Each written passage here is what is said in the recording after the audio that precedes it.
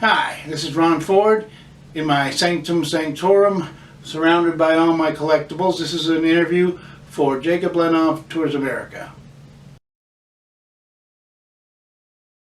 Question 1. How did I become interested in films? Well, I grew up in the 1960s. I was born in 58. About that time, all the classic horror films were released to television, what they called the shock packages.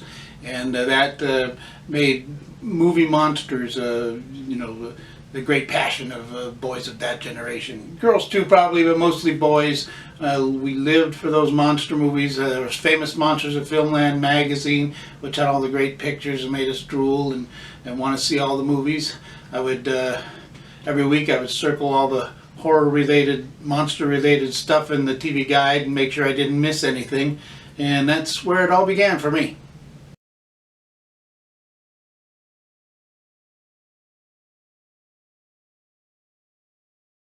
What was the first movie I saw where I said I want to be a filmmaker after seeing it in childhood? I don't know. I can't think of one instance of a movie that I went at the end, ooh, I got to make movies. Later on in life, I saw Citizen Kane. That made me seriously want to make movies that said something, that pushed the envelope.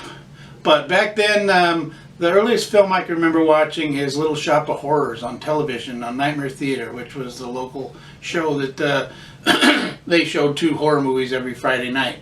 I took the movie seriously when I was a little kid. That ending where all the buds open up and Seymour's face is on them and they're all saying, "I didn't do it, I didn't mean it," or whatever he says. That just scared the hell out of me. I thought it was terrifying. I thought about that movie a lot, and also the scene where he's squeezing the blood out of his fingers and he had band-aids on every finger.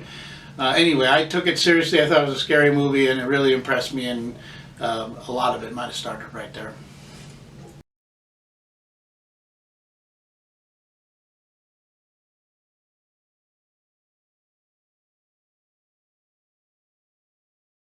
I guess Sylvester Stallone once said that he would go to movies and take notes, and then we'd go home and think about scenes that he liked and how he could improve them, and he'd write out like his superior version of the scenes. And I was asked if I ever did anything like that. No, I never did any exercise like that. I did, I did want to make movies when I was even very young, and I would write things. I would do comic books, write stories and my versions of film scripts.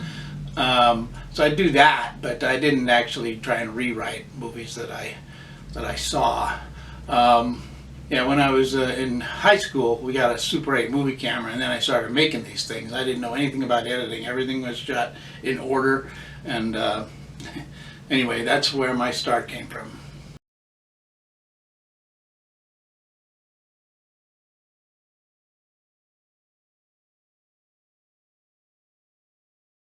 What was my first real directorial project? Well, that was Alien Force.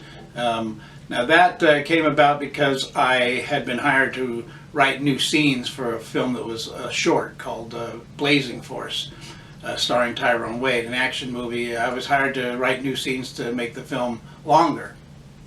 I did that, and then that led to my directing Alien Force, which was a follow-up using the same actor, another karate movie. So people were shocked when I wrote and directed The Fear. Well, I didn't direct The Fear. It was directed by Vincent Robert, but I was hired to write it based on when in those days I worked on movies in transportation, driving people around. And every movie I worked on, I would leave a script in the box of the producer in the production office. Well, I did that on a thing called Red Surf with George Clooney in it, and well, most of the time when at the end of the wrap, I would help clean up the set, and I would often find my scripts in the trash can. But this one was not. He actually read it, and he got back to me and said it was great. He loved it.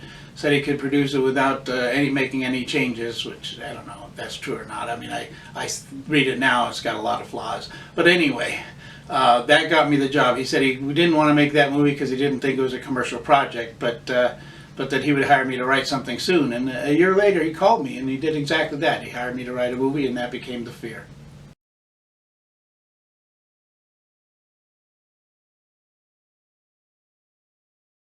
as far as people being shocked about it, it was my mother-in-law and my ex-wife were both assumed that this movie thing I did was just a hobby, you know, some foolishness that I did in my spare time, and they thought I took myself too seriously. And when I actually got hired to write a film, well, that really did surprise them, and it made them think twice about my abilities.